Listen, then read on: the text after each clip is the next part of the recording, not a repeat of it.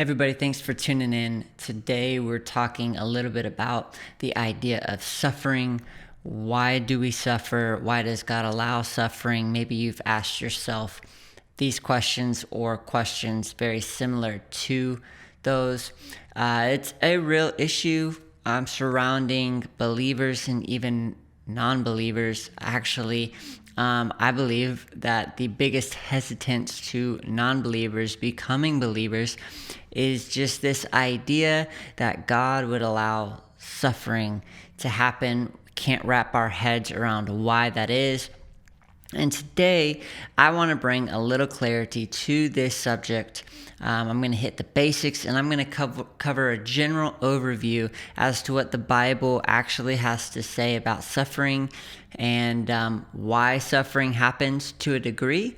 But more importantly, my hope is that you'll walk away today not really just understanding some of the why behind suffering, but more importantly, the how do you and I respond in the midst of suffering. What is the information that the Bible has to tell us that will enable us to keep our hope, keep our faith, keep our trust in God, and endure through the suffering? That's what I want to talk about today. And to do that, we're going to look at two primary texts in the Bible and the New Testament specifically. The first launching narrative is going to be from Luke 22, and we're going to read verses 31 and 32. And the second text we will look at today is 1 Peter 1, 4 through 9. So if you're taking notes or you have your Bible out, feel free to follow along with those. But without further ado, let's jump into Luke 22, verse 31. Here's what it says. We have Jesus talking to Simon Peter. He says, "Simon, Simon, behold, Satan has demanded permission to sift you like wheat." Now I want to stop here. Immediately, we are taken back to the story of Job, the imagery that we're given by Jesus, where Satan has demanded permission, and then particularly to sift like wheat. And we see this in the story of Job really, really clearly, that Satan received permission to sift Job like wheat. And so right off the bat, Jesus is speaking in a way that takes our imaginations and our mind back to the story of Job. And so what this tells you and me when we're reading is that there's principles and lessons in the story of Job that can apply here in our life in this particular situation. Now, for those of you who don't know, sifting wheat is it's still done today actually, but it was very, very common in the first century and even before in the ancient times, where they would take wheat and they would sift it, and it's a crushing process. It's a very strenuous, tense, and if wheat had feelings, painful process. And really the ultimate part of it is that the sifting separates the pure from the impure. I guess that's kind of the principle and the root of what matters in the analogy of sifting. It's painful, it's strenuous, but it separates the pure from the impure. So when Jesus is telling Peter that Satan has demanded permission to sift him like wheat, this is a frightening thing. Let's continue on here. "But I have prayed for you that your faith may not fail, and you, when once you have turned again, strengthen your brothers." Okay. I don't know if you caught on to this. First, we have this imagery of Job. The whole premise and point of the book of Job is that Satan approaches God, and God says, "Have you considered my servant Job? There's none like him in all of the land. He's the most righteous. He will never sin by cursing me or growing angry with me. He will never sin even in the sifting of wheat. Why don't you give it a test? Why don't you try Job?" And so we start off with this imagery, and we move forward here to Jesus's response to Satan's asking of permission. And I don't know if you caught this or not, but notice what Jesus doesn't say. Jesus doesn't say, Peter, I've prayed that you would be protected from the sifting. Peter, I've prayed that that the Father would place his guardian angels around you, and even increase his angels around you, that you wouldn't have to endure any of the sifting. I pray for your protection. That's not at all what Jesus prayed for. What does the Bible say Jesus prayed for? But I have prayed for you that your faith may not fail. And so in this text and narrative, we can see the priority of Jesus is not that Peter does not go through suffering or sifting, but rather that Peter's faith endures through the sifting. We can see a pattern throughout the history of the Bible that God did not make a regular thing of delivering his people from, but he always delivered his people through. So, for example, Shadrach, Meshach, and Abednego, they still had to be thrown into that fiery furnace. He did not deliver them from that suffering, but he delivered them through it. So there's this pattern throughout history where God very rarely protects anyone from sifting. But what he will do is protect people through the sifting. Even Daniel, he had to be thrown in the lion's den, but he was protected through the sifting, and in the end, it brings God glory. And so we see this prayer of Jesus matching up. We see all of these situations where Daniel's faith in the midst of being thrown in the lion's den, he did not stop praying. His faith endured. And this is what Jesus is praying for. I pray that your faith would endure. I pray that your faith would not fail. We see Shadrach, Meshach, and Abednego. Their faith did not fail even in the midst of being thrown into that fiery furnace. And so what we see here is the prayer of Jesus, the heart of Jesus. His priority is not that you and I are protected from the sifting, but rather that you and I endure through it, and the Lord will be faithful to be there with us every step of the way. And so here's what I want to do. I want to jump now to 1 Peter, like we talked about, and I want to bring a little bit more light as to why does suffering happen. Peter talks a little bit more about it in depth, gives us a little bit of insight and a little bit of hint. By the way, suffering is talked about quite a lot in the New Testament, but throughout the entire Bible, it's in there quite a bit. If you're looking for the answers as to why do people suffer, why does God allow suffering, it's all in here. It's all in here.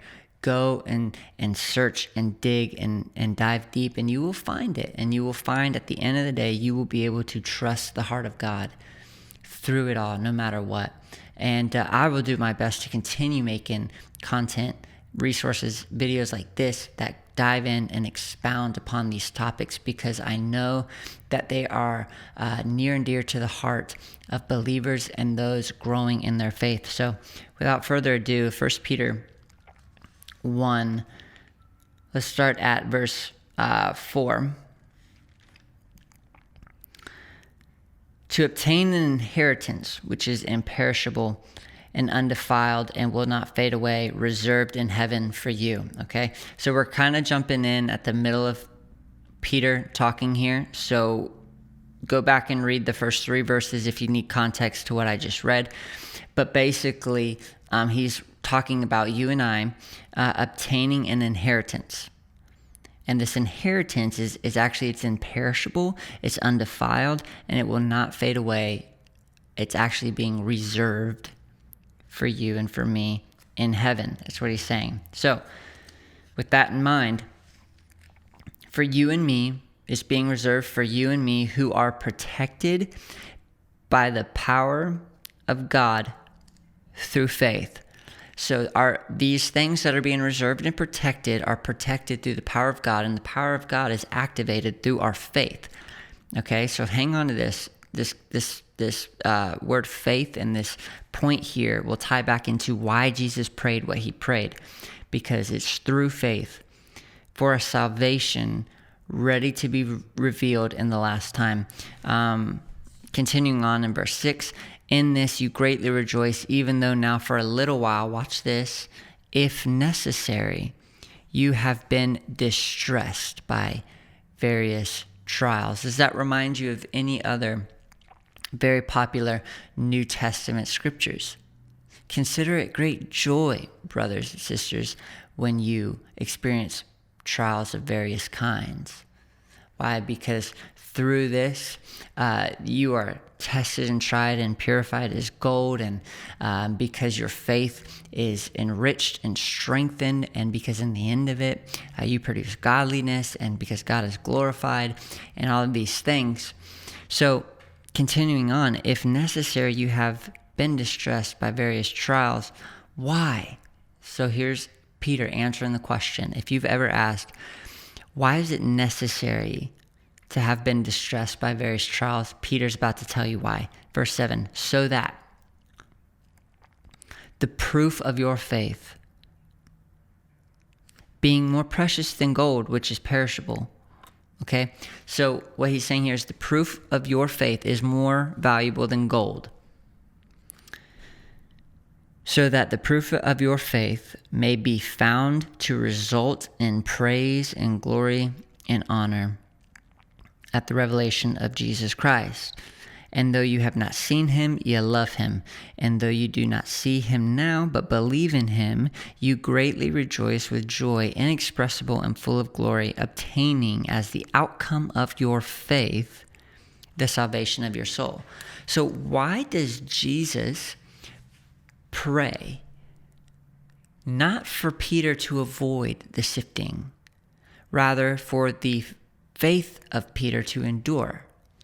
Well, I think Peter must have learned his lesson, because he writes later on in this letter that it's because of faith that endures through suffering, that does not sin and grow angry and bitter at God in the midst of suffering, but trusts God.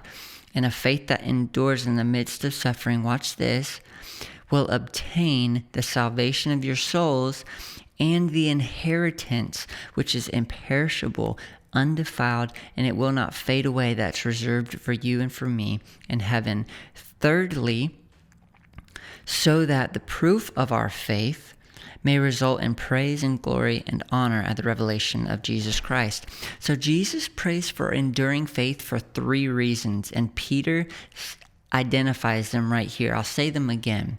For the salvation of your souls, for the protection of the imperishable inheritance that's reserved for you and for me in heaven, and third, for the glory and honor and praise at the revelation of Jesus Christ.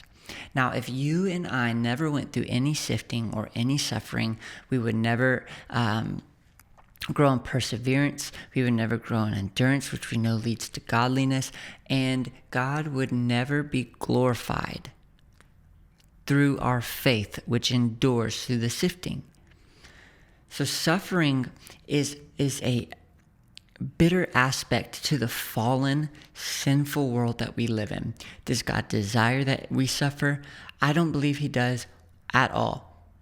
I believe that suffering is now a natural byproduct of a sinful, fallen world. And in another episode, we talk about the root of all corruption, but we live in a corrupted world.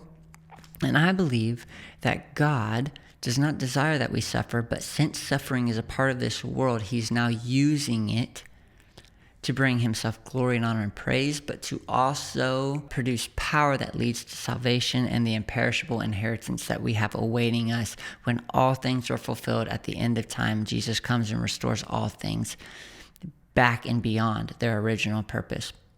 So I hope that has brought a little bit of clarity and a little bit of light to the issue surrounding suffering. I hope that it's added value today. If it has, it would mean the world to me if you'd press that like button, if you would also subscribe and turn on notifications if you haven't already.